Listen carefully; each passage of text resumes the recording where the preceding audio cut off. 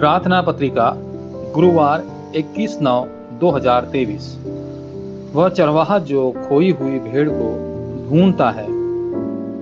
Look 15:1-10।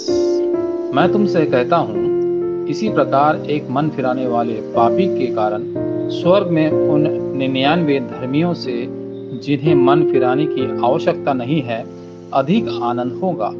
हालांकि यीशु ने स्वयं एक भी किताब नहीं लिखी, फिर भी पृथ्वी पर किसी भी अन्य व्यक्ति की तुलना में यीशु के बारे में अधिक किताबें हैं। पतरस और शिष्यों ने यीशु द्वारा छोड़े गए कष्ट को शाश्वत आशीर्वाद के रूप में देखा। अंत में यहूदी लोग, जिन्हें सबसे अधिक नोबेल पुरस्कार प्राप्त हुए हैं, की बुतुज मानसिकता के अधिकारी और उनका सबसे उत्कृष्ट ज्ञान अंत नष्ट हो गया, क्योंकि उन्होंने मसीह का इनकार किया। रोम, जिसने उस समय दुनिया पर विजय प्राप्त की, भारी समस्या पैदा की और नष्ट हो गया। इज़राइल की भावी पीढ़ी गुलामों, बंधुओं और भटकते लोगों के रूप में बिखरी हुई थी। अपनी सार्वजनिक सेवकाई के दौरान यीशु ने अपने शिष्यों को वे कारण समझाए। फरीसियों ने उन चुंगी लेने वालों की आलोचना की जो यीशु का भाषण सुनते आए थे। उस समय पर वसूलने वालों को पापी समझा जाता था।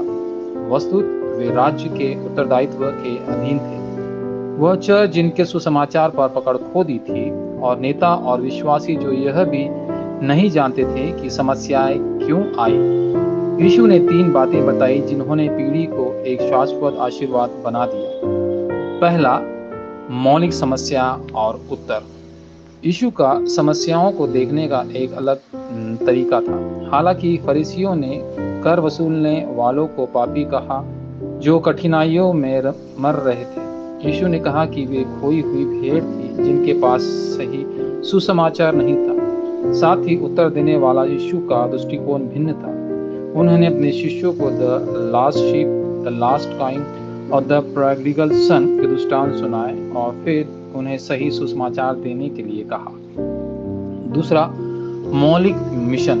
हालांकि यहूदी लोग प्रत्यक्ष रूप से विजयी थे, लेकिन जो नहीं देखा जा सकता था उसके संबंध में वे बुरी तरह विफल रहे। शैतान ने नेफिलिम की 12 रणनीतियों के माध्यम से लोगों पर विजय प्राप्त की थी। इसलिए परमेश्वर का राज्य और वह सिंहासन जिसके बारे में यीशु ने बात की थी उत्तर थे। तीसरा, वह पीढ़ी जो मौलिक आशीर्वाद को पुनर्स्थापित करती है। कलवरी पर यीशु की पीड़ा सभी आध्यात्मिक समस्याओं के समाधान की शुरुआत थी। जो लोग मसीह में हैं उनके लिए कष्ट एक शाश्वत आशीर्वाद है। क्रूस पर अपने असहनीय दर्द और कष्ट के माध्यम से यीशु ने शाश्वत आशीर्वाद बहाल किया। भले ही उनके यीशु को नहीं देखा, फिर भी पॉल ही वह व्यक्ति था जिसके अधिक उत्तर प्राप्त हुए। आप भी पॉल के सामने उत्तर प्राप्त कर सकते हैं।